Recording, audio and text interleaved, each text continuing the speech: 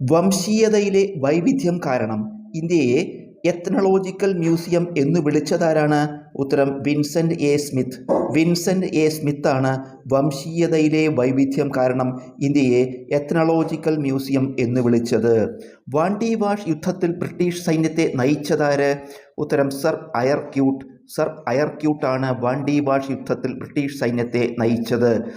Soviet യൂണിയനിൽ സ്റ്റാലിൻ്റെ പിൻഗാമിയായതാര്? ഉത്തരം Khrushchev. ക്രൂഷ്ചേവാണ് Soviet യൂണിയനിൽ സ്റ്റാലിൻ്റെ പിൻഗാമിയായത്. സർവ്വരാജ്യ സഖ്യത്തിൻ്റെ ആദ്യത്തെ സെക്രട്ടറി ജനറൽ ആരായിരുന്നു? ഉത്തരം sir James Eric Drummond. Sir James Eric ഡ്രമണ്ടാണ് സർവ്വരാജ്യ സഖ്യത്തിൻ്റെ ആദ്യത്തെ സെക്രട്ടറി ജനറൽ. ഐക്യരാഷ്ട്ര സംഘടനയുടെ എല്ലാ അംഗങ്ങളും ഉൾപ്പെടുന്ന സമിതി ഏത്? ഉത്തരം ജനറൽ അസംബ്ലി. ജനറൽ അസംബ്ലിയാണ് ഐക്യരാഷ്ട്ര സംഘടനയുടെ എല്ലാ അംഗങ്ങളും ഉൾപ്പെടുന്ന സമിതി. രണ്ട് രേഖാംശ രേഖകൾ തമ്മിലുള്ള സമയവ്യത്യാസം എത്ര? ഉത്തരം 4 മിനിറ്റ്. 4 മിനിറ്റാണ് രണ്ട് രേഖാംശ രേഖകൾക്കിടയിലുള്ള സമയവ്യത്യാസം.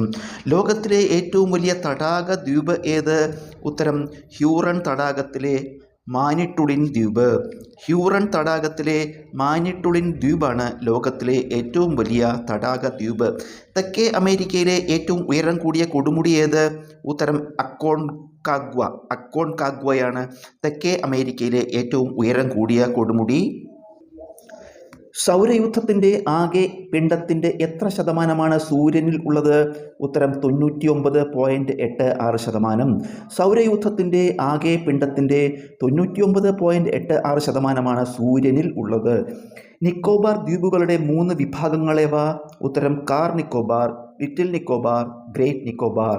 Car Nicobar, little Nicobar, great Nicobar എന്നിവയാണ് നിക്കോബാർ ദ്വീപുകളുടെ 3 വിഭാഗങ്ങൾ. ഗ്രേറ്റ് ഇന്ത്യൻ ഡിസർട്ട് എന്നറിയപ്പെടുന്ന മരുഭൂമി ഏത്? ഉത്തരം ഥാർ മരുഭൂമി. ഥാർ മരുഭൂമിയാണ് ഗ്രേറ്റ് ഇന്ത്യൻ ഡിസർട്ട് എന്നറിയപ്പെടുന്ന മരുഭൂമി. രേണുക, ചന്ദ്രതാൽ എന്നീ തണ്ണീർത്തടങ്ങൾ ഏത് സംസ്ഥാനത്താണ്? ഉത്തരം ഹിമാചൽ പ്രദേശ്. ഹിമാചൽ പ്രദേശിലാണ് രേണുക, ചന്ദ്രതാൽ എന്നീ തണ്ണീർത്തടങ്ങൾ. പോബി തോറ വന്യജീവി സങ്കേതം ഏത് സംസ്ഥാനത്ത്? ഉത്തരം അസം. അസമിലാണ് പോബി തോറ വന്യജീവി സങ്കേതം.